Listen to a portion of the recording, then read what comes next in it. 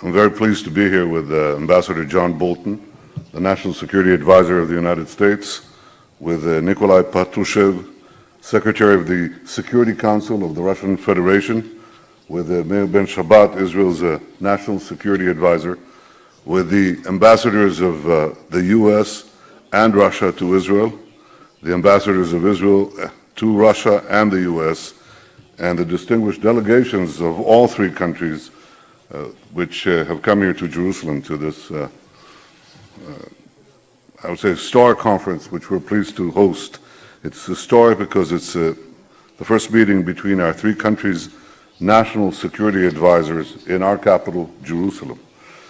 I want to thank President Trump and President Putin for agreeing to hold this security summit and for sending their most senior advisors. I deeply value the strong relationships that Israel has with both leaders and both countries.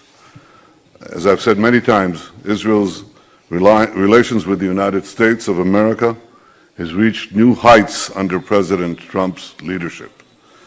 And equally, Israel is grateful that our friendship with Russia has gotten stronger than ever in recent years. I had an opportunity to meet with both of you these past 2 days, including just now in the last few minutes, to discuss important bilateral issues, but especially the challenge of how to bring security and stability in our immediate region. Based on our discussions, I believe that there is a wider basis for cooperation between the three of us than many believe.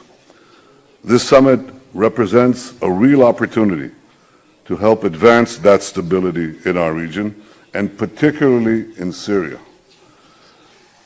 As both of you know, Israel has acted hundreds of times to prevent Iran from entrenching itself militarily in Syria, while it actively and openly calls and works for our destruction.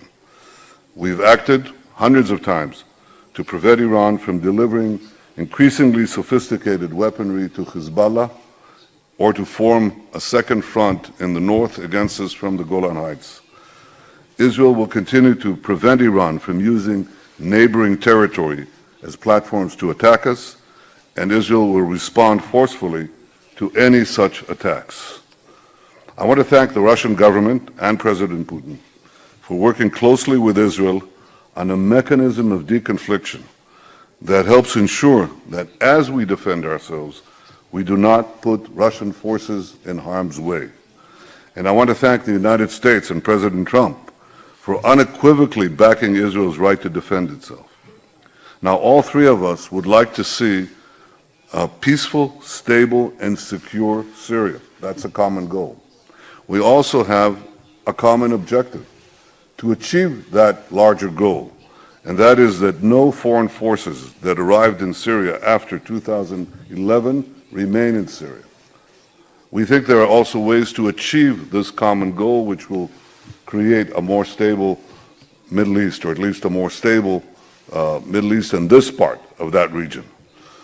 I believe that the outcome that I've just described, the departure of all foreign forces from Syria who entered Syria after 2011, will be good for Russia, good for the United States, good for Israel, and may I add, good for Syria.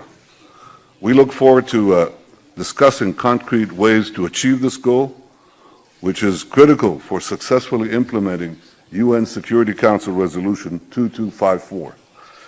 And Israel hopes that this summit will help bring us closer to achieving our shared goal of peace and prosperity and security that go together in this region. Again, I want to welcome both of you, John and Nikolai, and your delegations to Jerusalem. And what should we say in these circumstances? Next year in Jerusalem? Perhaps before. Thank you. Thank you very much. Thank you very much.